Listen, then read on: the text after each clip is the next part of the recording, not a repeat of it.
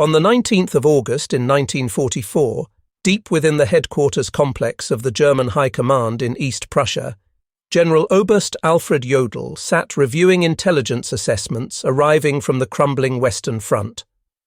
His staff officers had performed meticulous calculations regarding Allied supply chains now stretched across more than 400 miles from the Normandy landing zones to General Patton's spearheading Third Army positions.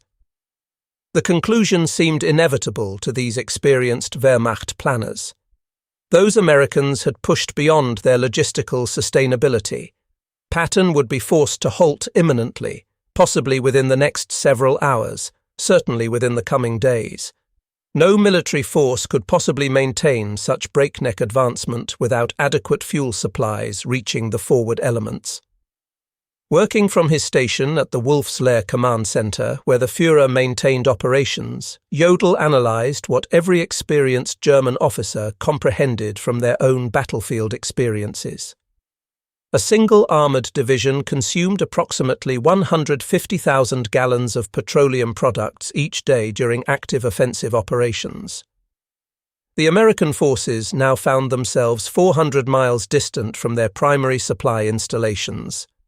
The mathematical reality appeared inescapable to the German High Command. Patton's entire Third Army would inevitably grind to a complete standstill, providing the Wehrmacht precious time to reorganize their defenses along the Seine River, perhaps maintaining those positions until winter weather arrived to further complicate Allied offensive operations. What Jodl and his intelligence apparatus failed to comprehend was that 125 miles from his headquarters, nearly 6,000 trucks were already grinding eastward in an unbroken procession, their headlights blazing through the darkness in complete defiance of conventional military security protocols, transporting 12,500 tons of supplies forward every single day. This operation, eventually designated the Red Ball Express, represented a logistics undertaking so audaciously conceived that German military theorists had never imagined such methods were remotely feasible. This convoy system was preparing to demolish every assumption the Wehrmacht held regarding mechanized warfare capabilities. Within 72 hours, those supposedly immobilized American tanks would smash through German defensive positions established along the Seine. Within a single week, they would liberate Paris itself. Within 1 month, American forces would be positioned directly on Germany's national borders. The Wehrmacht's most distinguished military intellects were about to receive a comprehensive education in American logistics methodology that would fundamentally redefine their comprehension of modern industrial warfare, delivered primarily by 23,000 truck operators, approximately 75% of whom were African American servicemen. These men transformed a simple one-way highway network into the most remarkably efficient military supply operation in recorded history. The confidence German general staff officers maintained regarding inevitable American logistical collapse derived from multiple decades of accumulated military experience combined with recent battlefield observations. The Wehrmacht had pioneered blitzkrieg tactics, revolutionized combined arms operational doctrine, and understood intimately the tyrannical constraints imposed by extended supply lines. Their own offensive campaigns had repeatedly stalled when logistics systems proved incapable of maintaining pace with tactical successes achieved at the front. Throughout the Russian campaign, Wehrmacht advances had founded initially not from Soviet military resistance, but from the fundamental impossibility of adequately supplying forces across such vast distances. German military trucks deteriorated rapidly on primitive Russian roads. Horse-drawn wagons, which still constituted 80% of German transport capacity, simply could not match the velocity of panzer spearheads. Railway gauge incompatibilities meant critical supplies accumulated hundreds of miles behind advancing forces. General der Panzertruppe Heinrich von Lüttwitz, who would assume command of the 47th Panzer Corps beginning in September 1944, had written in July observations that the Americans now confronted identical logistical impossibilities the Wehrmacht had encountered throughout Russia. Their mechanical advantages actually transformed into disadvantages under such circumstances. Machines required constant fuel replenishment, ammunition resupply, spare parts availability. American forces had pushed forward 400 miles within 30 days. Historical precedent taught experienced officers what inevitably followed such overextension: complete paralysis of forward elements. German intelligence services meticulously tracked American consumption patterns. Individual Sherman tanks burned fuel at approximately half a mile per gallon when operating on established roads, considerably worse during cross-country movement. A standard infantry division required 700 tons of various supplies daily. Armoured divisions needed 1,000 tons. Patton commanded 12 divisions advancing across a 60-mile front. The mathematics appeared absolutely irrefutable to German analysts. 12,000 tons required daily. Transported 400 miles from coastal beaches across damaged roadways through a transportation network the Germans had systematically destroyed during their retreat operations. General Major Siegfried Westphal, who would become Chief of Staff to Field Marshal von Rundstedt beginning in September, calculated on August 21st that even assuming the Americans possessed unlimited truck quantities, which they demonstrably did not, and perfect road conditions, which clearly did not exist, and zero mechanical failures, which was physically impossible, they still could not sustain Patton's current advance beyond another 48 hours. Physical laws governing logistics could not be violated, not even by American industrial capacity. At 2 in the afternoon on August 25, 1944, within a requisitioned French chateau located near Lessay, Lieutenant Colonel Lorraine Ayers from the Motor Transport Service confronted a room filled with skeptical staff officers. The calculations they presented were brutally stark. Patton's Third Army was consuming supplies at rates exceeding any military force in recorded history while advancing at velocities that defied all established logistical planning assumptions. Traditional supply methodologies, including railway transport, scheduled convoy operations, and depot-to-depot distribution networks, had collapsed completely under the operational strain. Ayres announced to the assembled officers that they would create a dedicated one-way highway network extending from Cherbourg and the beach installations directly to forward frontline positions. Every vehicle would operate 20 hours out of each 24-hour period. No stopping would be permitted except for refueling and emergency mechanical situations. They would transport 12,500 tons daily as the absolute minimum. The operational designation derived from railway terminology. A Red Ball freight shipment represented an express delivery receiving absolute priority over all other traffic. The Red Ball Express would function on identical principles: absolute priority, zero delays, no exceptions permitted. The technical specifications defied every principle of German military doctrine. 2 parallel one-way highway routes, one designated for loaded trucks proceeding forward, one for empty vehicles returning westward. 24-hour continuous operations with headlights illuminated, completely abandoning blackout security discipline. No stopping policy except for petroleum replenishment and mechanical breakdown. 5-minute intervals between convoy elements, maintaining 35 miles per hour average velocity. Mobile maintenance units positioned every 50 miles along the route. Military police checkpoints removing any vehicle operating below 25 miles per hour from the primary route. Colonel Charles O. Thrasher, commanding the advanced section of the communication zone, reviewed the projected operational numbers. They required 140 truck companies, nearly 6,000 vehicles minimum, operating at 90% availability rates. According to every logistics textbook ever written, such requirements were completely impossible to achieve. Yet within 36 hours, the impossible was operational and functioning.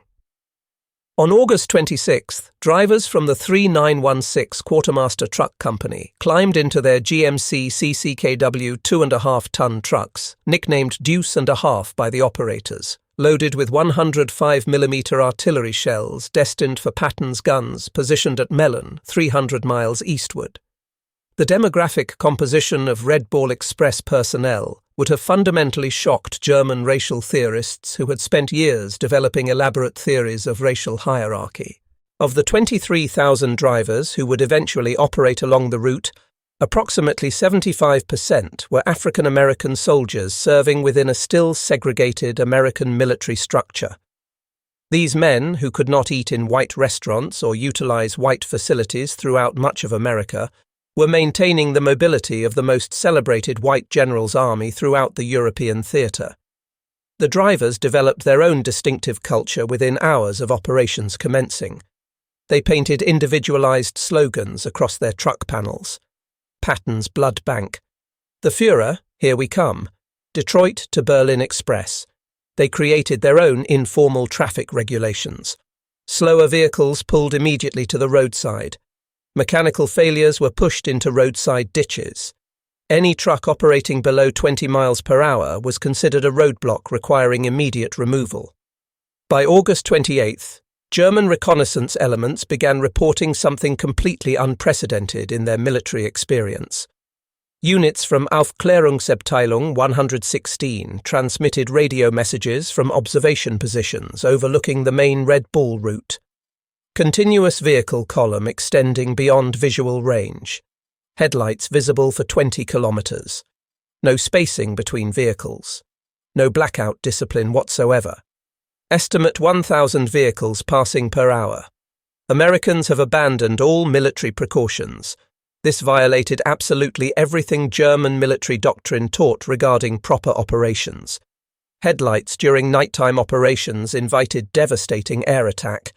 Continuous columns presented perfect artillery targets. Zero spacing between vehicles meant a single disabled truck could halt an entire convoy. Yet the Americans appeared completely unconcerned by these obvious vulnerabilities. General Lieutenant Edgar Feuchtinger, commanding the 21st Panzer Division, personally observed Red Bull Express operations from concealed positions on August 30th. His detailed report, transmitted to Army Group B headquarters, reflected mounting alarm among German commanders. The enemy operates a supply system completely beyond our tactical comprehension. Vehicles pass at 30-second intervals continuously, day and night, without any pause. They refuse to hide, refuse to disperse. They follow no procedural rules we understand. This is not military science as we know it. This represents mass production methodology applied directly to warfare. What German observers could not comprehend was that American logistics operated on fundamentally different philosophical principles. Where German doctrine emphasized concealment and security, Americans relied on overwhelming volume. Where Germans carefully conserved vehicles, Americans assumed 20% mechanical failure and simply planned accordingly. Where Germans followed strict military procedures, Americans improvised continuously and adapted in real time. The quantified achievements of the Red Bull Express defied German calculations of what was logistically possible under any circumstances. During the first operational week, August 25th through 31st, 89,939 tons of supplies were delivered forward. Daily average exceeded 12,800 tons. Round-trip distance totaled 686 miles. Vehicle rotations involved nearly 6,000 trucks completing 1.5 trips daily. Fuel consumed solely by the operation itself exceeded 300,000 gallons. German logistics specialists who captured these figures from American documents initially dismissed them as obvious propaganda exaggerations. But the numbers were absolutely real, and they were accelerating daily. By September 5th, the Red Bull Express had established operational rhythms that seemed to violate physics itself. At any given moment, 5,000 trucks were rolling along the designated routes. The Red Bull Express generated continuous innovations hourly as drivers and mechanics solved problems German military science considered fundamentally insurmountable. When trucks broke down, approximately 1,800 daily, mobile maintenance units performed repairs directly on the roadside. Mechanics developed efficient triage systems, 15 minutes to repair or push the vehicle off the route. Parts were cannibalized from vehicles deemed unrepairable. Engines were swapped in 45 minutes using mobile cranes brought forward specifically for that purpose. When the designated Red Bull route became congested, drivers created alternate pathways. They commandeered French civilian buses to transport personnel and free up trucks for cargo operations. They borrowed German vehicles abandoned during the retreat, painting them olive drab and pressing them into immediate service. They constructed bypass routes around destroyed bridges using rubble from bombed buildings as improvised roadbed. The Germans, observing this apparent chaos that somehow produced extraordinary order, simply could not comprehend the methodology. German logistics doctrine emphasized careful planning, maintenance scheduling, and proper procedural compliance. The Americans violated every established principle, yet their system accelerated rather than collapsed under strain. The most stunning revelation for German observers involved American fuel management capabilities.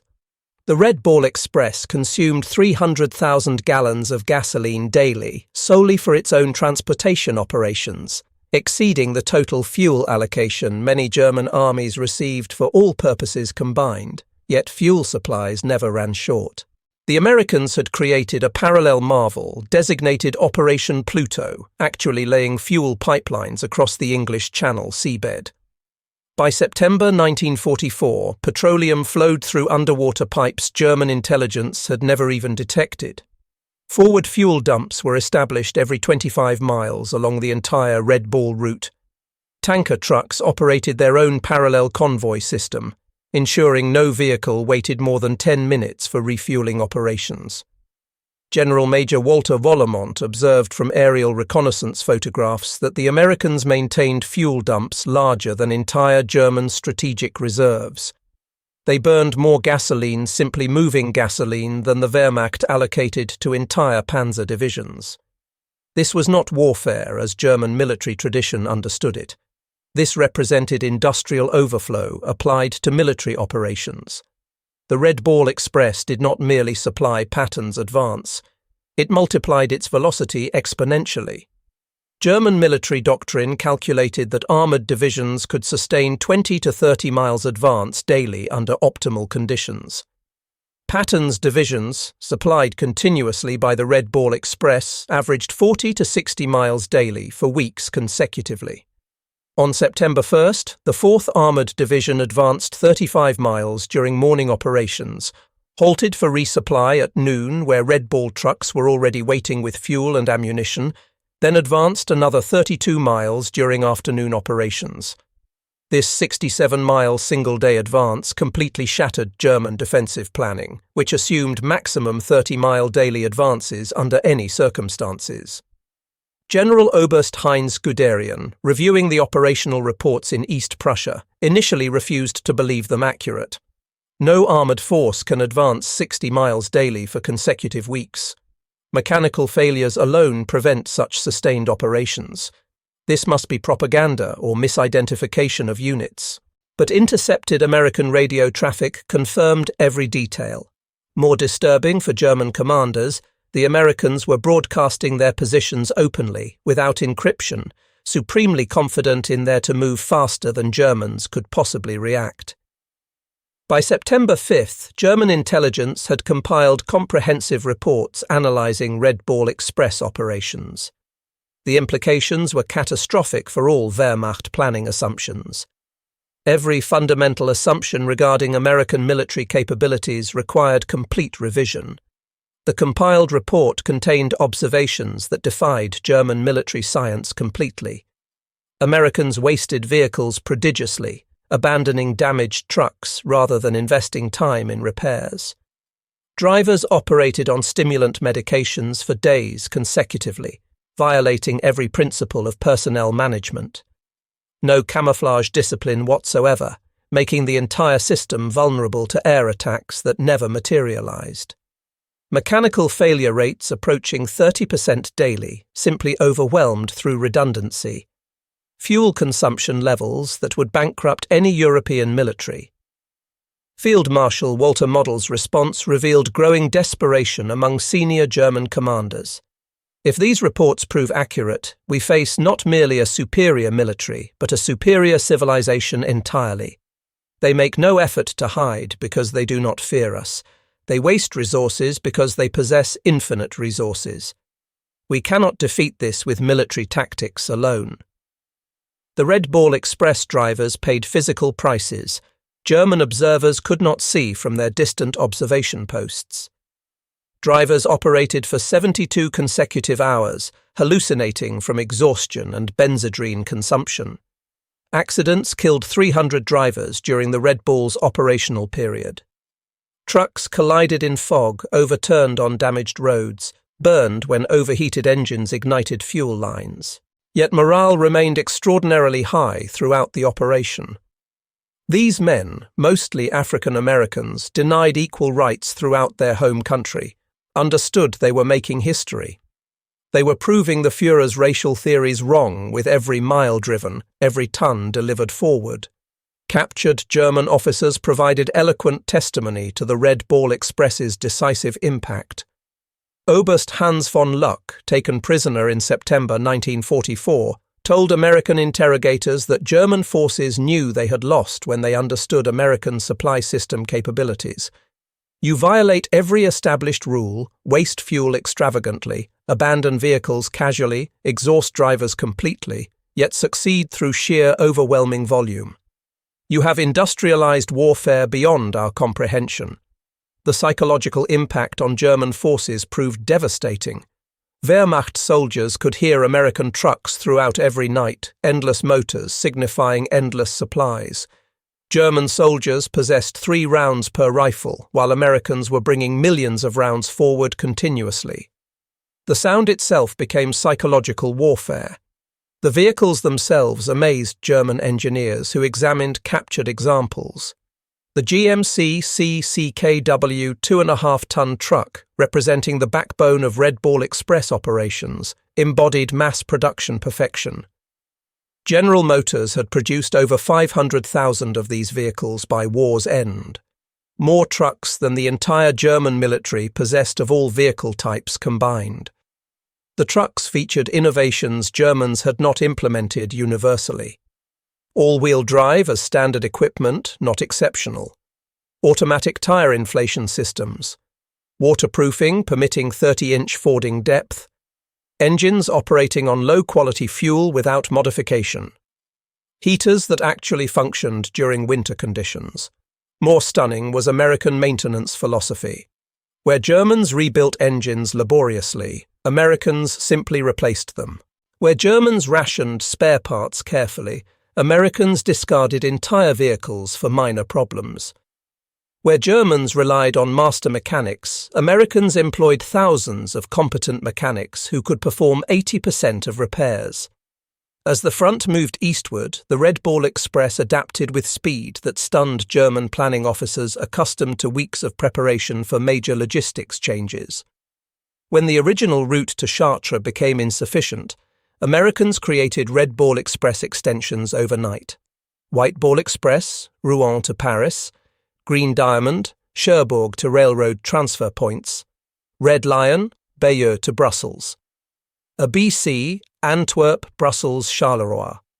Each new route became operational within 48 hours of conception.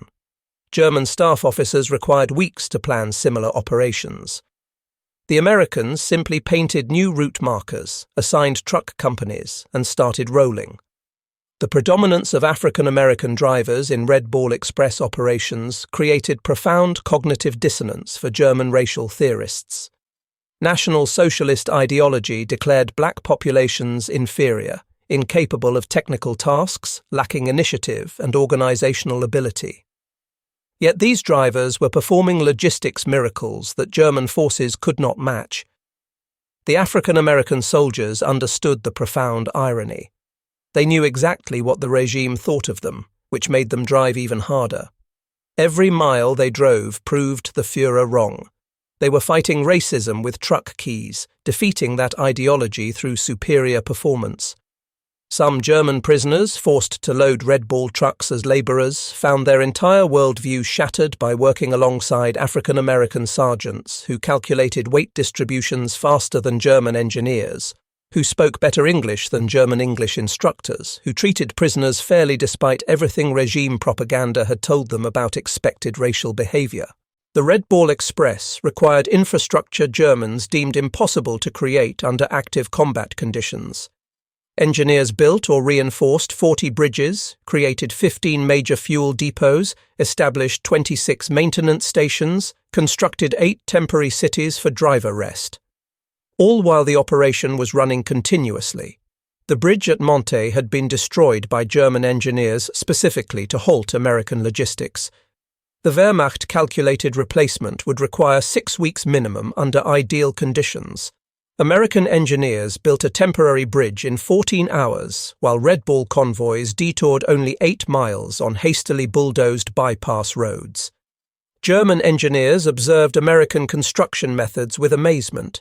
No planning meetings, no detailed blueprints, just immediate action. They built faster than Germans could destroy, created infrastructure that appeared overnight in French fields. One Red Ball Express achievement particularly stunned German artillery officers. Ammunition supply rates exceeding their highest theoretical calculations.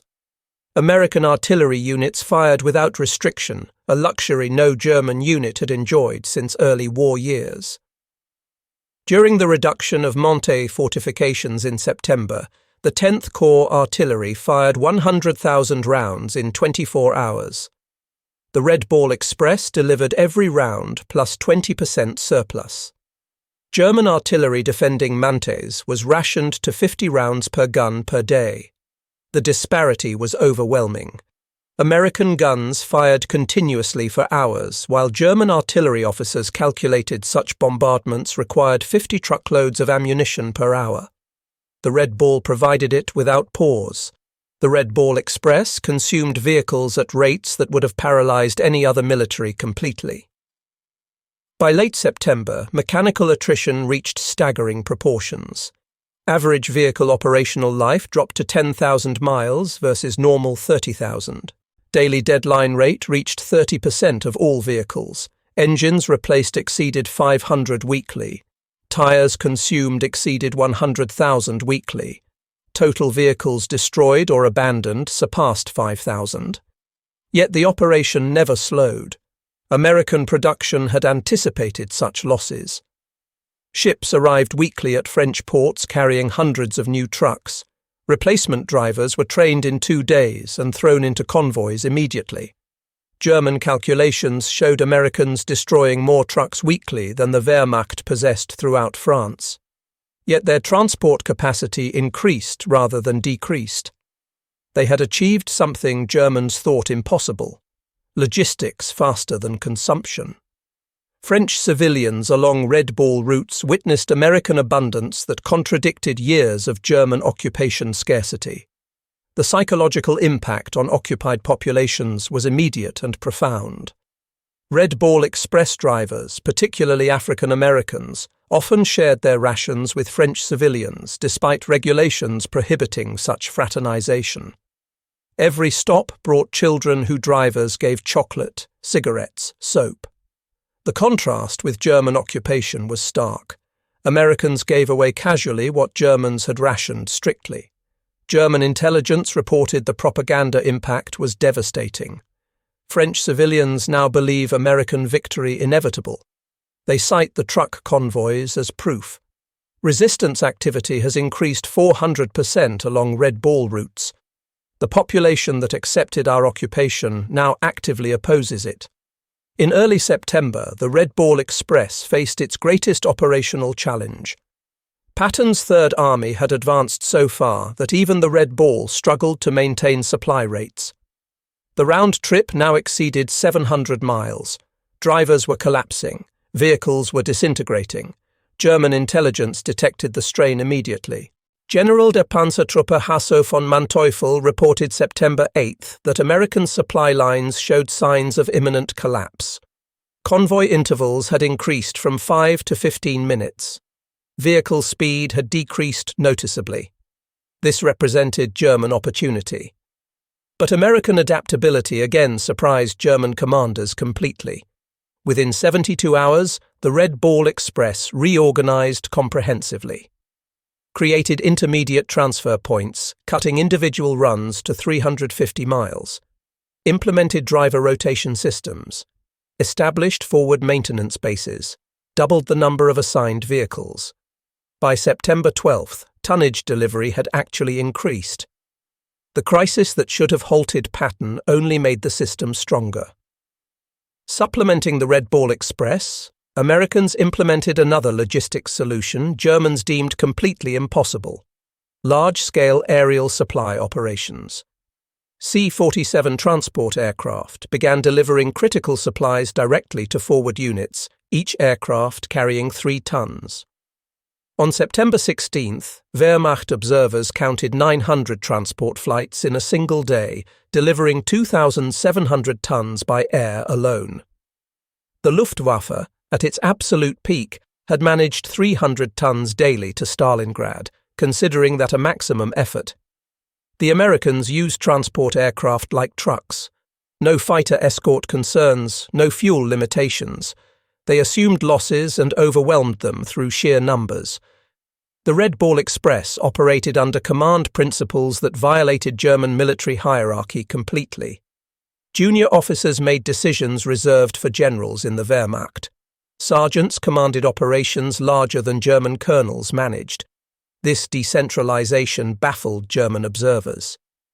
American logistics operated without apparent central control. Every lieutenant acted like a general, every sergeant like a colonel. Chaos should have resulted. Instead, they achieved efficiency the Wehrmacht could not match with rigid hierarchy.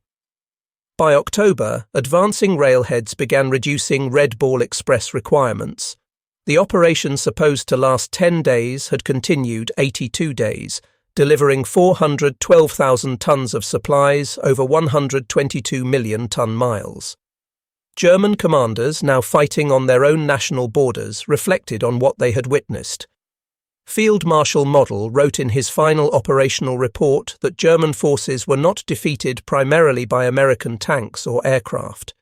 They were defeated by American trucks. The Red Ball Express proved that in modern warfare, logistics is strategy. The transition to rail transport was itself a marvel. American railroad engineers had reconstructed 1,000 miles of track destroyed during German retreat. Average reconstruction speed exceeded 7 miles daily. 23,000 total drivers employed. 700,000 gallons of fuel consumed daily. 40,000 tons of ammunition delivered to Patton alone. 15 million rations transported. 135,000 medical supply tons. Reviewing these figures in captivity, German officers admitted they had calculated American logistics based on European precedent. They had multiplied their best performance by 3 and assumed that represented American maximum capacity. They were wrong by a factor of 10. Beyond tonnage and distance, the Red Ball Express achieved something more profound. It destroyed German faith in their own military superiority. Wehrmacht officers who had dismissed Americans as soft and mechanically dependent watched those same Americans achieve logistics miracles through determination and industrial abundance.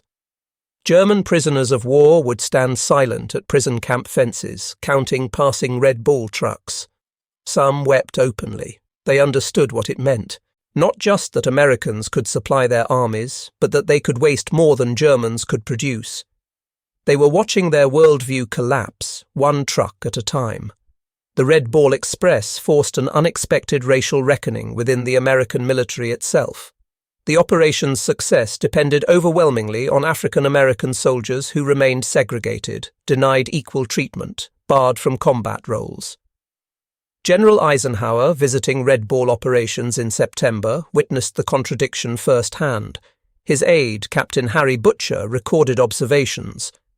The general stood watching colored drivers who had been operating for 20 hours straight. He commented that these men were winning the war as surely as any infantry. We need to reconsider many things. The success created pressure for integration that contributed to military desegregation 3 years later. African American soldiers had proved in France what they always knew. Given the tools and opportunity, they would match anyone. The Red Ball was their combat, and they won it decisively. German racial theorists struggled to explain the contradiction. Regime racial science publications simply stopped mentioning American logistics operations. The evidence was too overwhelming to deny. too damaging to acknowledge. German military engineers studied Red Ball Express operations intensively after the war. The lessons revolutionized logistics thinking worldwide. Volume overcomes inefficiency. Mechanical redundancy eliminates vulnerability. Decentralized execution enables speed. Standardization multiplies capability. Human endurance has limits, but they are higher than assumed. General Franz Halder, former chief of the German General Staff, wrote in 1950 that the Red Ball Express proved logistics determined strategy, not vice versa. Americans understood this fundamentally. Germans learned it too late. Among the 23,000 Red Ball drivers, individual stories of heroism emerged that Germans found incomprehensible within their military framework. These were verified accounts from military records. Corporal John Houston drove continuously for 48 hours, delivering ammunition to the 2nd Armoured Division at Cambrai, falling asleep at the wheel 3 times, but continuing after being revived by other drivers. Private Booker Washington's truck caught fire from overheated brakes while carrying medical supplies. Instead of abandoning it as procedure required, he drove the burning vehicle 2 miles to a field hospital, jumping out as flames reached the cab. The supplies saved wounded soldiers from both armies. These stories, multiplied thousands of times, revealed American military culture to observing Germans. Individual initiative, calculated risk-taking, mission accomplishment over regulatory compliance. Desperately, German forces attempted to create their own version of the Red Ball Express in late 1944. Operation Greif during the Battle of the Bulge included plans for captured American trucks to create German supply lines. The effort failed immediately. German drivers could not maintain American speeds. German mechanics could not repair American equipment fast enough. German fuel supplies could not sustain the consumption rates. Most fundamentally, Germans could not replicate the American attitude of unlimited resources. Oberst Otto Skorzeny, commanding the operation, reported they captured 50 American trucks. Within 1 week, 30 were deadlined. Americans would have replaced them immediately. Germans tried to repair them. That difference explains our defeat. The winter of 1944–45 provided the Red Ball Express's ultimate test. Freezing rain, snow, ice should have stopped wheeled transport. German doctrine stated wheeled logistics became impossible below -10 degrees Celsius. Yet the Red Ball Express continued operations. Drivers wrapped chains on tires, poured alcohol in radiators, kept rolling. Speeds dropped from 35 to 15 miles per hour, but tonnage delivery continued uninterrupted. German observers reported ice-covered convoys moving through blizzards that had stopped panzer divisions. The Americans had created a logistics system that functioned regardless of weather, terrain, or enemy action. It was not elegant or efficient by German standards, but it was absolutely unstoppable. In May 1945, captured German logistics officers were required to study Red Ball Express operations for historical records. Their conclusions were unanimous and devastating to German military pride. General der Infanterie Friedrich Schulz summarized that the Red Ball Express represented warfare Germans never imagined possible. Americans created a temporary civilization, thousands of men, thousands of vehicles, millions of tons of supplies that existed only to feed armies, then dissolved when no longer needed. Germans built permanent infrastructure over years. Americans created superior temporary systems in days. The most insightful analysis came from General Oberst Heinz Guderian, father of German armoured warfare. Germans invented blitzkrieg but never solved its fundamental limitation, logistics. Americans solved it through industrial excess Germans deemed impossible. The Red Ball Express was not a supply line, but a flowing river of material that drowned German forces. The Red Ball Express cost the United States approximately $100 million in 1944 dollars. Vehicles destroyed, fuel consumed, roads damaged, French claims. German staff officers accustomed to managing scarcity found the figure incomprehensible. Yet Americans considered it cheap. The operation enabled the capture of 400,000 German soldiers, the liberation of France, Belgium, Luxembourg, and shortened the war by an estimated 6 months. Each day of war cost America $250 million. The Red Ball Express paid for itself in a single day of shortened conflict. Lieutenant General John Lee, commanding logistics for the European theatre, stated they wore out 5,000 trucks and 23,000 men to destroy the German army in France. In any previous war, that would be catastrophic losses. In American industrial war, it was acceptable overhead.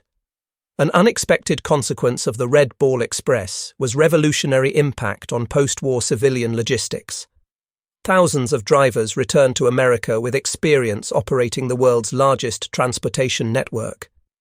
These veterans founded trucking companies, designed interstate highways, created the modern American logistics industry.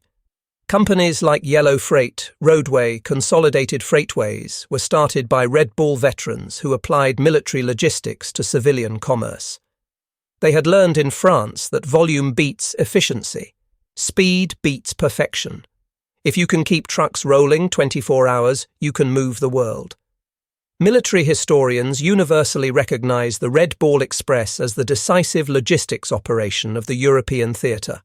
Without it, Patton's advance stops, Paris falls weeks later. German forces successfully establish winter defensive lines. The operation validated American military doctrine, emphasizing logistics over tactics. While German officers studied Clausewitz and battlefield maneuver, Americans studied Detroit assembly lines and railroad timetables. The Red Ball Express demonstrated that in modern warfare, the ability to supply forces determines victory more than tactical brilliance. On September 15th, Field Marshal Gerd von Rundstedt, Supreme German Commander in the West, received comprehensive intelligence on the Red Ball Express. After studying the reports for hours, he summoned his staff.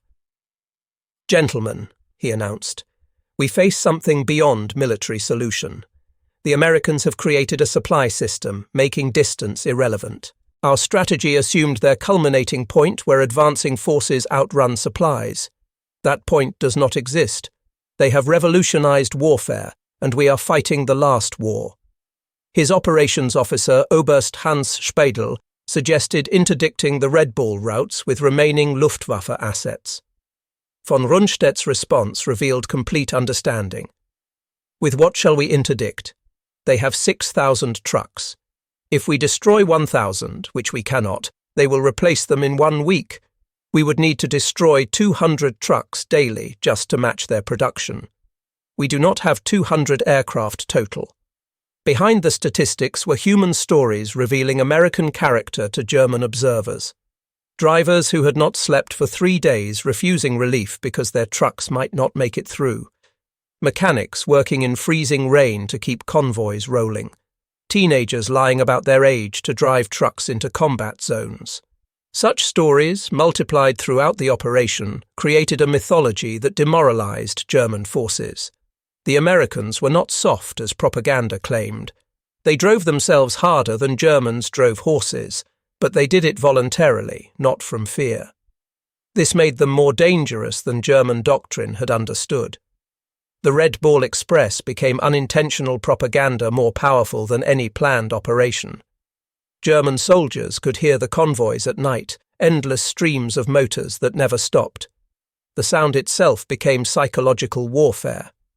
German units reported hearing ghost convoys that demoralized troops as effectively as actual logistics. The knowledge that Americans had unlimited supplies while Germans rationed their last ammunition created despair that undermined combat effectiveness. American psychological warfare units recognized the impact. They began broadcasting truck engine sounds toward German lines when actual convoys were not present. German units reported these phantom convoys as real, demonstrating the psychological damage the Red Ball Express had inflicted. In November, with rail lines partially restored, the Red Ball Express was officially discontinued.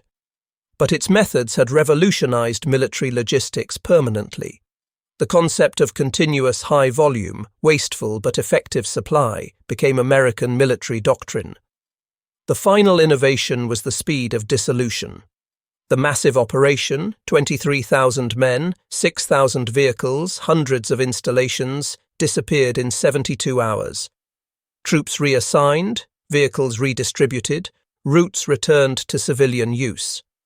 Germans required months to create smaller operations and years to dissolve them.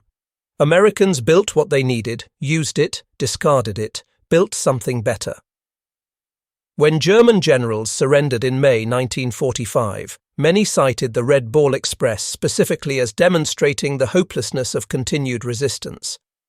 General der Panzertruppe Hasso von Manteuffel stated at his interrogation that when German forces understood American logistics capacity, they knew the war was lost. You could supply armies faster than we could destroy them. The Red Ball Express was a weapon against which we had no defense. Field Marshal Albert Kesselring, among Germany's most competent commanders, was asked what most surprised him about American forces. His answer surprised interrogators. Not your tanks, not your aircraft, but your trucks.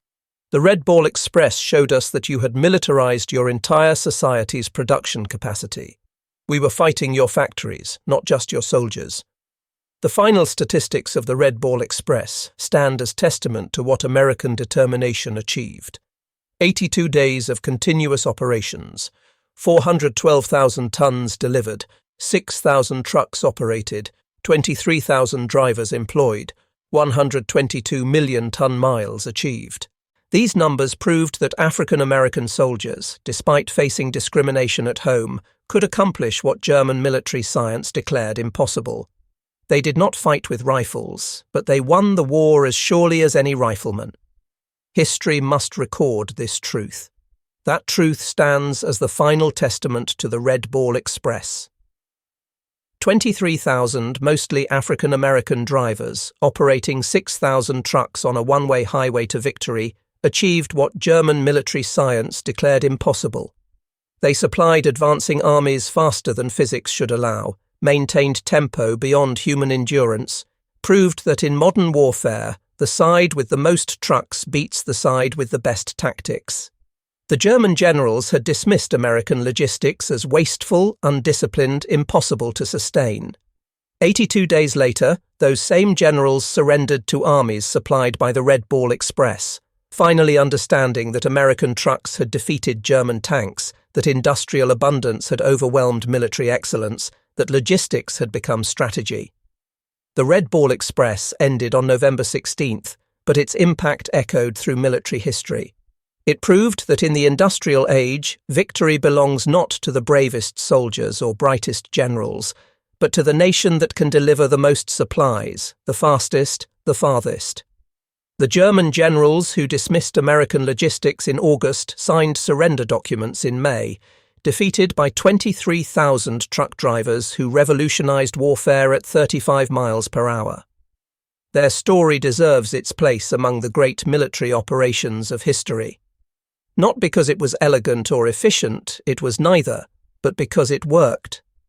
The Red Ball Express kept Patton rolling, kept the Germans retreating, proved that in modern war, the convoy of trucks matters more than the column of tanks. The highways of France still bear the scars of the Red Ball Express. Ruts worn by overloaded trucks, bridges hastily repaired, roadsides littered with abandoned vehicles. But the greatest monument to the operation is the speed of Allied victory. Every day the war shortened saved thousands of lives. The Red Ball Express shortened it by months.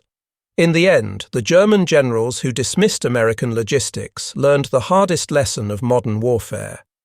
Amateurs discuss tactics, professionals discuss logistics, and Americans discussed trucks. The Red Ball Express was America speaking very loudly indeed, in the roar of 6,000 engines that never stopped, carrying freedom and destruction at 35 miles per hour down a one-way road to victory. The last word belongs to a German officer whose name is lost to history, quoted by a Red Ball driver at the 1994 commemorative celebration. Standing beside a road in Belgium, watching the endless convoy of American trucks, The officer said in accented English to his captors that German forces prepared for everything, your tanks, your aircraft, your ships. We never prepared for your trucks. How do you defeat an enemy who has more trucks than you have soldiers? The answer rolled past him at 5-minute intervals, driven by exhausted Americans who were rewriting the rules of warfare one delivery at a time. The Red Ball Express had transformed logistics into strategy, supply into victory, trucks into the most decisive weapon of the European war. The German generals stopped dismissing American capabilities when they understood this truth. But by then, Patton was already at their gates, supplied by the greatest logistics operation in military history.